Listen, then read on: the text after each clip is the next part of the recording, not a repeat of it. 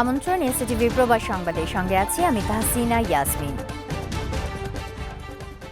আন্তর্জাতিক আইন অনুযায়ী ভারত ও বাংলাদেশের মধ্যে পানি বণ্টনের বিষয়টি অবশ্যই সুরাহা করতে হবে বলে মন্তব্য করেছেন অন্তর্বর্তী সরকারের প্রধান উপদেষ্টা ডক্টর মোহাম্মদ ইউনূস। শুক্রবার ভারতের রাষ্ট্রায়ত্ত সংবাদ মাধ্যম প্রেস ট্রাস্ট অফ ইন্ডিয়াকে দেয়া সাক্ষাৎকারে একথা বলেন তিনি।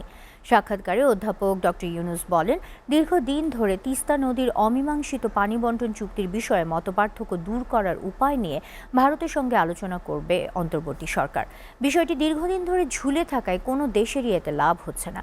তিনি বলেন, বাংলাদেশ যদি জানতে পারে কতটুকু পানি সে পাবে তাহলে ভালো হয়। এমনকি পানির পরিমাণ নিয়ে যদি বাংলাদেশ খুশি নাও হয় তাতে সমস্যা নেই। বিষয়টির সমাধান ভারত কিভাবে করতে চায় তা বিশ্ববাসীও দেখার অপেক্ষায়। ভারতকে চাপ দেওয়ার বিষয়ে ডক্টর ইউনূস বলেন, চাপ শব্দটি অনেক বড়, আমরা এই কথা বলছি না, তবে আমাদের একসঙ্গে বসে সমস্যা সমাধান করতে হবে, আর ঝুলিয়ে রাখা যাবে না। সাক্ষাৎকারে ডক্টর ইউনূস আরও বলেন, এটা নতুন কোনো বিষয় নয়, বরং খুবই পুরনো বিষয়। দুপক্ষই যখন ওই চুক্তি চূড়ান্ত করতে চেয়েছে এবং দিল্লিও প্রস্তুত ছিল, তখন পশ্চিমবঙ্গ রাজ্য সরকারের আপত্তির দোহাই দেওয়া হয়, কিন্তু এভাবে অনাদিকাল চলতে পারে না। তিনি বলেন, বাংলাদেশের মতো ভাটি দেশের ন্যায্য হিস্যা সমুন্নত রাখার সুনির্দিষ্ট অধিকার রয়েছে। আন্তর্জাতিক নিয়মনীতি মেনেই এ বিষয়ে সমাধান করতে হবে। ভাটির দেশগুলোর নির্দিষ্ট যেসব অধিকার রয়েছে সেই অধিকারটুকুই বাংলাদেশ চায়। বাংলাদেশের বর্তমান পরিস্থিতির ওপর নজর রাখতে ভারতীয় সশস্ত্র বাহিনীর কর্মকর্তাদের নির্দেশ দিয়েছেন দেশটির প্রতিরক্ষা মন্ত্রী রাজনাথ সিং। বৃহস্পতিবার লখনৌতে যৌথ কমান্ডারদের সম্মেলনে এই আহ্বান জানান তিনি। ভারতের দ্য টেলিগ্রাম পত্রিকায় প্রকাশিত এক প্রতিবেদনে এ তথ্য প্রকাশ করা হয়েছে। রাজনাথ সিং বলেন, ভবিষ্যতে ভারত বিভিন্ন সমস্যার সম্মুখীন হতে পারে। এজন্য অপ্রত্যাশিত যে কোনো কিছু মোকাবেলায় প্রস্তুত থাকার পাশাপাশি বাংলাদেশ, চীন সহ অন্যান্য প্রতিবেশী দেশগুলোর পরিস্থিতি বিশ্লেষণ করার আদেশ দেন তিনি। একই সাথে ভারতের শান্তি রক্ষায় সেনাবাহিনীকে যুদ্ধের জন্য প্রস্তুত থাকতে বলেছেন রাজনাথ সিং। এছাড়া ভারতের যৌথ সামরিক দৃষ্টিভঙ্গি বিকশিত করার তাৎপর্য তুলে ধরে উস্কানি মোকাবেলায় সমন্বিত ও কার্যকরী প্রতিক্রিয়া দেখানোর উপর বিশেষ জোর দেন তিনি। বাংলাদেশের সীমান্ত নদীতে ভারতের অবৈধ বাঁধ নির্মাণের প্রতিবাদে ত্রিপুরার ডুম্বুর বাঁধ অভিমুখে লং মার্চ শুরু করেছে ইনকিলাব মঞ্চ। শুক্রবার সকালে রাজধানী শাহবাগ থেকে শুরু হয় এই লং মার্চ। ভারতীয় আগ্রাসনের বিরুদ্ধে এই লং মার্চ সফল করতে সবাইকে ঐক্যবদ্ধ হবার আহ্বান জানায় ইনকিলাব মঞ্চ। শাহবাগে লং মার্চ পূর্ববর্তী সমাবেশে দিল্লি না ঢাকা, ঢাকা ঢাকা, ভারতের আগ্রাসন রুখে দাও, রুখে দাও ইত্যাদি স্লোগানে মুখর হয়ে ওঠে। এ সময় বক্তারা বলেন, অভিন্ন নদীর পানি নিয়ে বাংলাদেশের সাথে ভারত অমানবিক বাঁধ তৈরি করে এদেশের ক্ষতি করছে।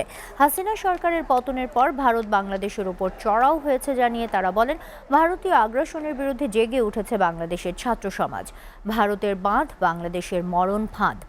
ভারতের সকল ষড়যন্ত্র রুখে দিতে সবাইকে ঐক্যবদ্ধ হতে হবে। পরে ইনকিলাবের লং মার্চটি বন্যার্তদের জন্য বিভিন্ন ত্রাণ সহায়তা নিয়ে শাহবাগ থেকে কুমিল্লা ও ফেনী জেলা অভিমুখে রওনা করে। আন্তর্জাতিক সকল আইনে কোনো আন্তঃসীমান্ত বা আন্তর্জাতিক নদীতে কোনো একক দেশ একতরফাভাবে কোনো বাঁধ নির্মাণ করতে পারে না। ভারত গত 50 বছরের বেশি সময় ধরে আমাদের প্রত্যেকটা আন্তঃসীমান্ত নদীতে আমাদেরকে না ডেকে তারা একের পরে এক বাঁধ নির্মাণ করেছে।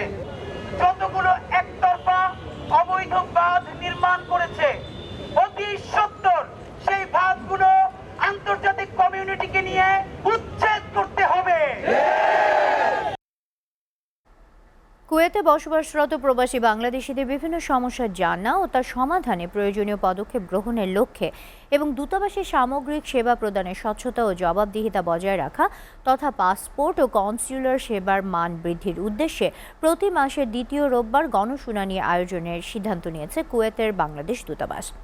বাংলাদেশের প্রবাসী সংবাদকর্মীদের সঙ্গে মতবিনিময়ে কুয়েতে নিযুক্ত বাংলাদেশের রাষ্ট্রদূত মেজর জেনারেল সৈয়দ তারেক হোসেন এ কথা জানান। এর ধারাবাহিকতায় আগামী রোববার দুপুর 2টায় দূতাবাসের হল রুমে গণশুনানি অনুষ্ঠিত হবে। গণশুনানি সবার জন্য উন্মুক্ত এবং যে কোনো আগ্রহী ব্যক্তি গণশুনানিতে অংশগ্রহণ করতে পারবেন। গণশুনানিতে রাষ্ট্রদূত উপস্থিত থাকবেন। সৈয়দ তারেক হোসেন বলেন, দূতাবাসে অভিযোগ বক্স রাখা হবে, সেখানে প্রবাসীদের মতামত ও পরামর্শ এবং অভিযোগ গ্রহণ করে কনস্যুলার সেবার মান বৃদ্ধি করা হবে। রাষ্ট্রদূতের সঙ্গে প্রবাসী সংবাদকর্মীদের বৈঠকে উপস্থিত ছিলেন কুয়েতে বাংলাদেশ দূতাবাসের কাউন্সিলর ও দূতালয় প্রধান মোহাম্মদ মনিরুজ্জামান। গ্রিসে বাংলাদেশের প্রথম নারী রাষ্ট্রদূত হিসেবে নিযুক্ত হয়েছেন নাহিদা রহমান সুমনা। গত বুধবার তিনি দায়িত্বভার গ্রহণ করেন। নাহিদা রহমান সুমনা গ্রিসে নিযুক্ত রাষ্ট্রদূত আসুদ আহমেদের স্থলাভিষিক্ত হয়েছেন। এর আগে তিনি ব্রুনাইয়ে বাংলাদেশের হাইকমিশনার হিসেবে দায়িত্ব পালন করছিলেন। দায়িত্বভার গ্রহণকালে দূতাবাসের কাউন্সিলর বিশ্বজিৎ কুমার পাল ও দ্বিতীয় সচিব রাবেয়া বেগম সহ দূতাবাসের কর্মকর্তারা নবাগত রাষ্ট্রদূত নাহিদা রহমান সুমনাকে ফুল দিয়ে শুভেচ্ছা জানান। নাহিদা রহমান সুমনা কূটনৈতিক জীবনে ব্রাসিলিয়া, অটোয়া, কলকাতা ও ক্যানবেরায় বাংলাদেশ মিশনে বিভিন্ন পদে দায়িত্ব পালন করেছেন। তিনি পররাষ্ট্র মন্ত্রণালয়ের আঞ্চলিক সংস্থা উইংয়ের মহাপরিচালক হিসেবেও দায়িত্ব পালন করেন। 1999 সালে নাহিদা রহমান সুমনা যোগ দেন পররাষ্ট্র মন্ত্রণালয়ে।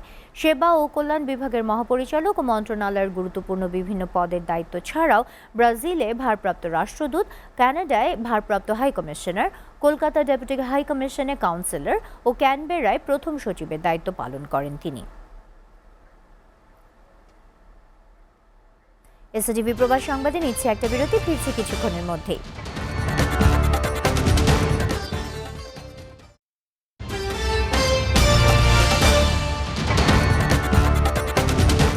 দেখছেন এসটিভি প্রবাস সংবাদ। চীন বাংলাদেশের সঙ্গে সম্পর্কের উন্নয়নে গুরুত্ব দেয় বলে মন্তব্য করেছেন দেশটির পররাষ্ট্র বিষয়ক মুখপাত্রের কার্যালয়। বাংলাদেশ জামায়াতে ইসলামের আমির ডক্টর শফিকুর রহমানের সঙ্গে চীনের রাষ্ট্রদূত ইয়াও ওয়েনের বৈঠক নিয়ে বাংলাদেশি সাংবাদিকের করা প্রশ্নে বৃহস্পতিবার এ জবাব দেয় পররাষ্ট্র বিষয়ক মুখপাত্রের কার্যালয়। মুখপাত্র বলেন, চীন সম্পর্ক উন্নয়নে গুরুত্ব দেয় এবং সবসময় বাংলাদেশিদের জন্য ভালো প্রতিবেশী ও বন্ধুত্বের নীতি অনুসরণ করে আসছে। চীন অন্তর্বর্তী সরকার, রাজনৈতিক দল এবং বাংলাদেশের অন্যান্য সেক্টরের সঙ্গে বিনিময় ও সহযোগিতা জোরদার করতে ইচ্ছুক। তিনি আরও উল্লেখ করেন, সামর্থ্য অনুযায়ী বাংলাদেশের অর্থনৈতিক ও সামাজিক উন্নয়নে সমর্থন ও সহায়তা অব্যাহত রাখা হবে এবং বাংলাদেশে বসবাসরত রাখাইন রাজ্যের শরণার্থীদের প্রত্যাবাসন প্রচারে গঠনমূলক ভূমিকা পালন করার কথাও জানান তিনি।